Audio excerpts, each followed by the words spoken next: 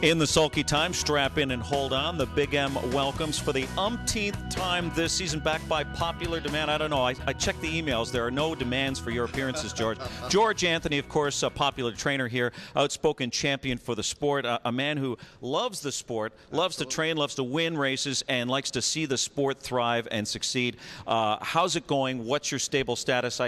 I checked the internet there the other night. I think you won a couple out of town, right? Yeah, we took a couple over to Pocono, Cash Cab, and Dagnabbit Hanover. She's stuck in the 60-day rule in Pennsylvania, so we won both races. Cash Cab took a major league drop to non-winners of 47.50, so he went off a prohibitive 1-9. But I was a little surprised by the mare. She won with Jimmy Morrill Jr., so we had a very good night at Pocono. We had a good week here at the Meadowlands last week. Worthy's Magic was second in a real thrilling race, and Mr. Excellent. Mr. Excellent, yeah, he finally showed his excellence, and a 149 miles, my maybe second or third fastest of my career, and we put a lifetime mark on him. I'm getting to like that horse quite a bit, and Tim Tetrick got off the bike and was really happy with his performance, as well we were and the owners. Okay, how about race calling? Ocean Downs this summer, I see there are only, what, 4 Saturdays in August, with Rosecroft closed, so they're going to stage the stakes races there, but no betting. The place is under renovation, right? That's correct. You know, we had a lot of major snowstorms there. They had about 80 inches of snow and asbestos removal and dismantling the grandstand. We're going to have the Maryland Sire Stakes this summer on every Saturday in August, along with the Maryland fundraisers. I spoke with General Manager Peter Szymanski today, and it's going to be all matinee racing like qualifiers, no pari-mutuel betting. I know the horsemen and our fans are disappointed, but you know what? We've got a lot to look forward to in 2011. Peter told me today that $3.8 million will be for purse money through the slot machines for a 40-night meet at the Ocean Oval. Okay. And for our fans and for our horsemen, that means $100,000 a night in purses, and for Ocean Downs, that's a big accomplishment, and we look forward to bigger and better things at the Vacation Land Oval. A lot of fun down there, right? Yeah, I'm going to miss playing golf, Kenny. We could have played a little bit of golf there. Played down there many times. I love it. It's a great spot, great vacation spot. Recent survey, a poll, Farley Dickinson University poll. Are slots and alternative gaming inevitable in No question New Jersey? about it in this state. In order to avoid us to be in dire straits, you know, a 60-40% in favor throughout most of New Jersey. You know,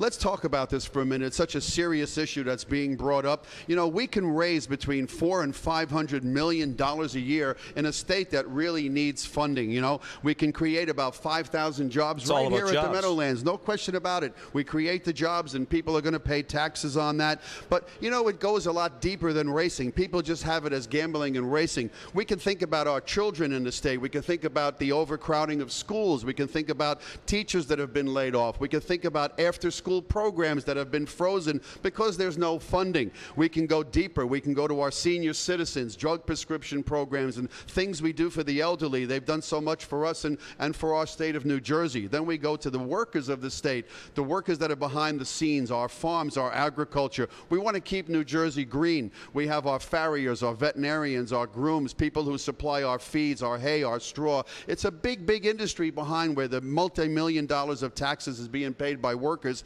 and our breeding farms as well. It's a no-lose situation. We have the only spot in America where 16 Sundays on a winter day, we have 75,000 people right across the street from the Meadowlands ready to do some action right here, along with the people that are going to come. I want to stress one thing. We are a family-oriented business. We do so many things for families. We can create jobs. We can create Xanadu. We can create so many things here for family entertainment, and that's what we want to do. Create jobs, create revenue, create taxes in a broken state, and it's all up to our people, our fans, to tell the other people to pull that lever in November. Give us the opportunity to show you what we can do. If you look at the surrounding states, you look at Pennsylvania, you look at Delaware, who has taken away some of the money from New Jersey, we can get it all back, and on top of that, we can remain and be once again the #1 harness racing track forever right here in this great state of New Jersey. So we're all optimistic optimistic. We hope these things happen. It's a win-win situation. It's a home run with the bases loaded.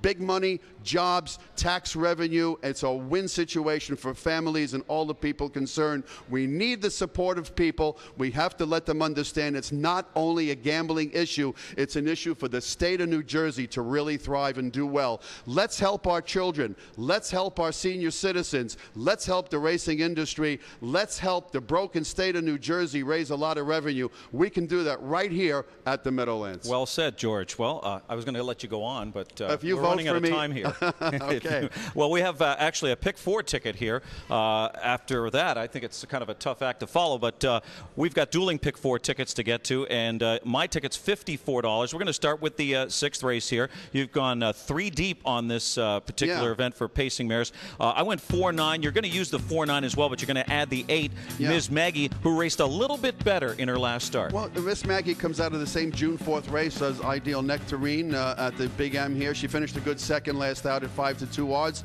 She fits well in here, and of course Andy Miller's having a good meet. But I'm with you on the Ideal Nectarine, who was first over last out. And Sand Pleasure, this is a good long shot possibility. This horse was claimed and hurt and had a 2-month layoff, and Scott Rollins had the horse, came back blazing in 150 and change, has been racing against a little better, now drops down, gets Sears in the bike. Long shot players beware. This one does fit in there in the first part of the Pick 4. All right, race number 7, condition event for trotters. I went 3, 4, and 5 here. Manningly draws inside again. He's been on a form spree. Celebrity Playboy, the Hiram Woodruff upsetter, an open winner at Chester, and an easier spot for the 5, John Paul's Legacy, second in 3 of 4, flaunting that versatility of his, and he retains George Brennan tonight. Kenny, are you trying to copy my ticket here?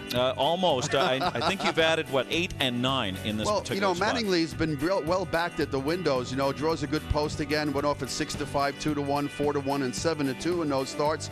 A couple of back. This one trotted in 52 and 4. Any repeat of that probably makes that one to beat. John Paul's Legacy is a good versatile trotter, can go either way. And I use the 8, Don't Know Chip, Tyler Buter. This one was flying late when third as a long shot. Could come right back in here tonight and make its presence felt. That could make the Pick 4 a pretty big one, Kenny. All right, race 8, I went 1, 6, and 9. General McCardle drops in for a tag here. Kings Road rode the rail, raging late in the slop behind a pocket-sitting winner. And the 9, Lil Bedazzled, took 3 starts before the Lou Pena program took effect.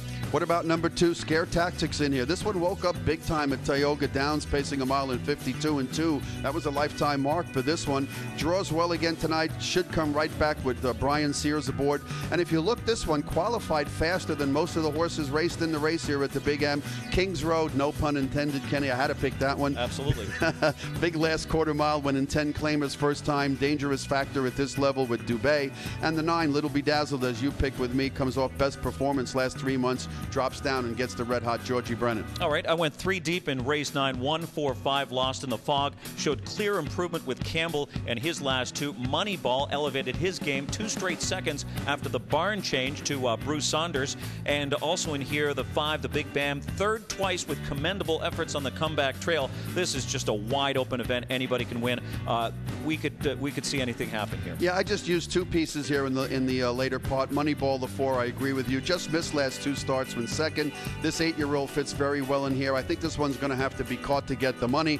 And My Mom's a Blizzard, if you look, beat this kind 2 back, then couldn't handle the jump up in class now, returns to this comfortable level. I like this spot for this horse. The 6 holes, a good opportunity to get a great position early and get a great trip. And trips are the name of the game here at the Meadowlands, sometimes more important than having the best horse. Okay, great thoughts, great words from, and handicapping, great picks here from my friend George Anthony. And we've got your 2 Grasshopper also certificates from the 2 previous times you were on the show there. So take those, enjoy your lunch. I might join you. I'm surprised they're still here. I thought you ate them already. Absolutely. I heard you went to Cavalia. That was Cavalia last night, a great show. You talk about family entertainment at the Meadowlands. No.